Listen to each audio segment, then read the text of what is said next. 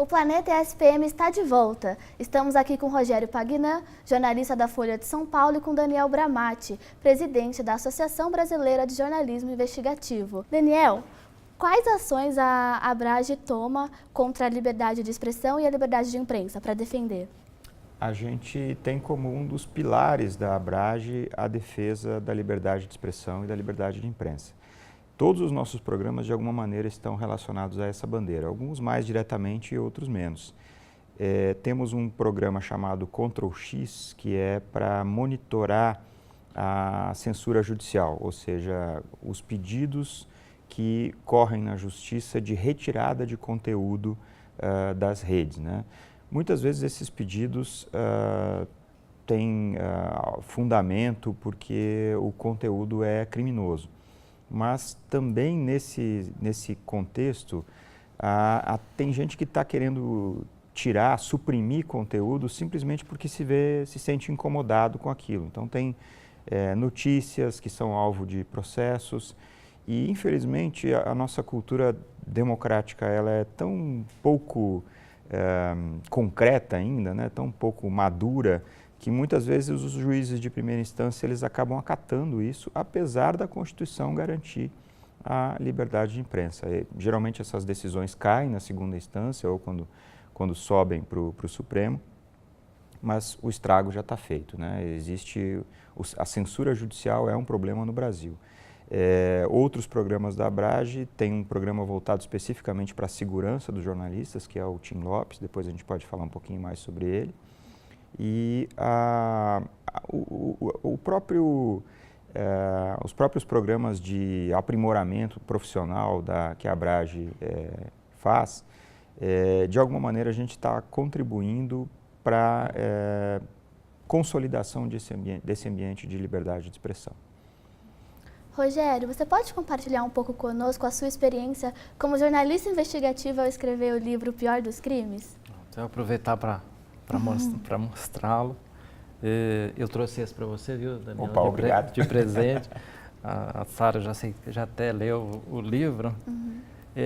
Esse livro, eu tenho um carinho especial por ele, porque é meu primeiro e último livro investigativo. É um trabalho, assim, muito grande.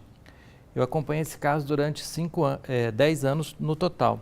E 5 anos eu me dediquei exclusivamente para fazer um trabalho de apuração dessa obra. E qual que é a característica principal dele?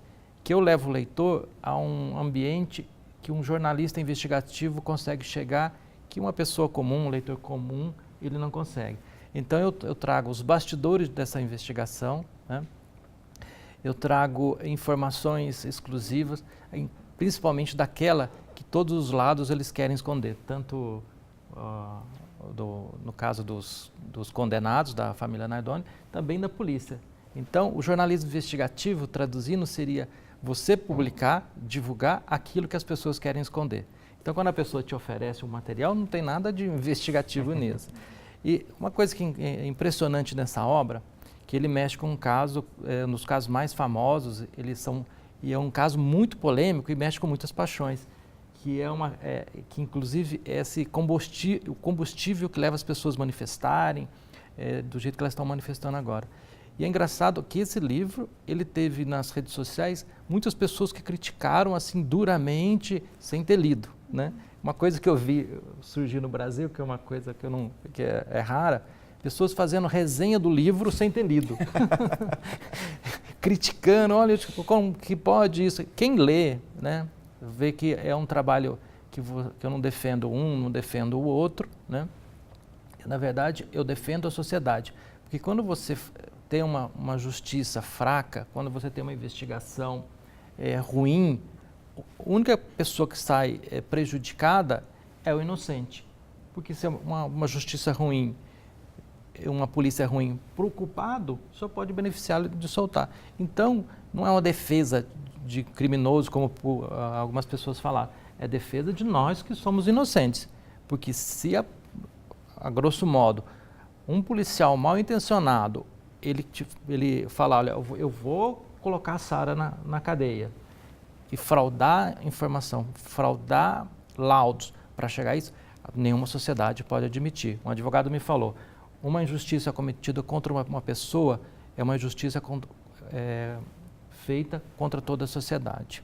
E uma coisa que é engraçado, né? Você estava falando de linchamento. Eu sofri um linchamento recente agora, que juntou tanto da parte da esquerda quanto da direita, por uma informação que estava no título. E o Daniel, que é editor, ele sabe, o repórter ele não coloca título. Então vem um linchamento. O linchamento é um linchamento burro, como aconteceu com esse livro, algumas pessoas que saíram criticando. Você percebe a extensão da falta de cuidado das pessoas em manifestarem as suas opiniões, que às vezes passa até por burrice, né? Sim. Bramati, você pode falar um pouco para a gente sobre o projeto Tim Lopes, que você citou um pouco acima? O projeto Tim Lopes, ele foi criado tendo como inspiração o Tim Lopes, né, que foi vítima de um crime bárbaro cometido no contexto do trabalho que ele estava exercendo. E a ideia é que a gente monitore casos de violência contra jornalistas no Brasil todo e que cheguem ao extremo de um assassinato, por exemplo, né, do jornalista ser assassinado.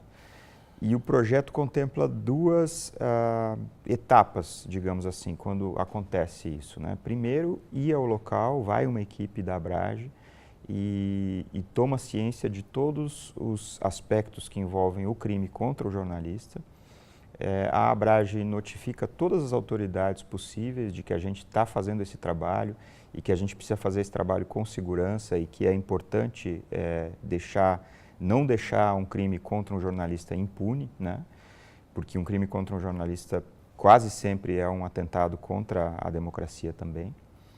E se esse jornalista foi morto por uma investigação específica, por uma apuração específica, por uma reportagem específica, a gente tem uma equipe formada por vários repórteres de diversos veículos que estão comprometidos com a continuidade dessa investigação. A ideia é mostrar que não se mata uma reportagem ao matar o repórter, né? Que quem achar que esse é o caminho para silenciar o jornalismo vai se equivocar muito, porque outras pessoas vão continuar esse trabalho e, inclusive, vão dar um impacto ainda maior para ele, vão dar uma visibilidade ainda maior para ele.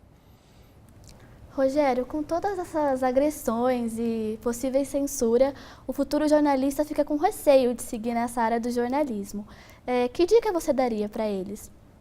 Bom, aproveitando o gancho, eu já estive lá no Complexo do Alemão pela Folha, cobrindo também na Rocinha, e é uma situação realmente exclusiva, assim, sabe? É uma situação, se você, eventualmente, repórter, jornalista, for sequestrado num território dominado, você pode chamar a polícia e falar, olha, socorro, tem alguém sendo... A polícia não vai. É uma coisa, assim, absurda. Então, a primeira coisa, se você for fazer uma reportagem, você acha que a sua vida está em risco, fala para o seu editor, fala assim, olha, não posso fazer, porque nada vale a vida do repórter. Você tenta procurar apurar essa informação de outra forma. Lógico que você não vai se acovardar sempre, né? Olha, não vou fazer nenhum tipo de matéria que o pessoal pode... Não, mas se você acha que tem um risco real, como já aconteceu nesses locais que são ocupados pelo crime no Rio, são ocupados no crime, fala, nesse território eu não vou. Agora, se você tiver alguma forma de apurar essa notícia correndo menos risco, faça, comunique ao seu editor, comunique às pessoas que você está indo, para que você tenha alguma salvaguarda. Agora, para quem faz jornalismo investigativo, ele não consegue fazer um outro tipo de matéria porque está no seu perfil. Então, essas pessoas que vão decidir futuramente participar desse tipo de cobertura, a primeira coisa é ter uma paixão muito grande pela profissão, né? Saber da sua importância, que às vezes o jornalista ele nem tem a dimensão da importância que ele tem, do seu papel para a sociedade. Então, a primeira coisa é ter essa paixão, ter consciência desse papel que ele está desenvolvendo e uma palavra que está em moda agora é resistir esse tempo, nós jornalistas, nós sociedade, discutir como pessoas adultas esse momento e tentar, sei lá, divulgar pelo menos esse discurso que a gente está falando mesmo, de que nós precisamos olhar pelo jornalismo como uma coisa sadia da democracia. Daniel, você gostaria de acrescentar mais alguma questão? Eu gostaria de acrescentar que nesse ambiente de intolerância e de muitas vezes de incentivo ao ódio, né, contra jornalistas, e que parte inclusive de pessoas que estão prestes a tomar posse no cargo mais poderoso do Brasil, tem uma vítima especial aí que são as repórteres e jornalistas mulheres. Elas são especialmente atingidas por esse tipo de assédio virtual. Então, nós da Abrage nos solidarizamos com elas, queremos que quando isso aconteça, que elas nos notifiquem, todos, né? Todos os profissionais têm que nos notificar e a gente vai estar solidário sempre que for preciso. Bom, chega ao fim mais um programa Planeta SPM. Muito obrigada pela participação, Rogério, obrigada pela participação, Daniel. Agradecemos pela audiência e eu te espero no próximo programa. Tenha um ótimo dia.